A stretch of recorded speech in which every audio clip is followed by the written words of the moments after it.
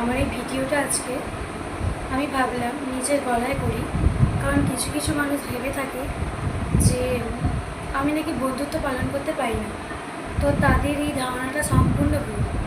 আমি বন্ধুত্ব তাকে করি যে সত্যি কথা বলে, যে প্রতি পদে পদে মিথ্যা কথা বলে না। হ্যাঁ, মানুষ মাত্রই ভুল হতে পারে, সেই ভুলটাকে মেনে নেওয়া যায়, কিন্তু মিথ্যে কথা কোনোদিনই মেনে নেওয়া যায় না, তাই না? যে প্রতি পদে পদে মিথ্যে কথা বলে যায়, তাকে কি কোনোদিন ক্ষমা করা যায়?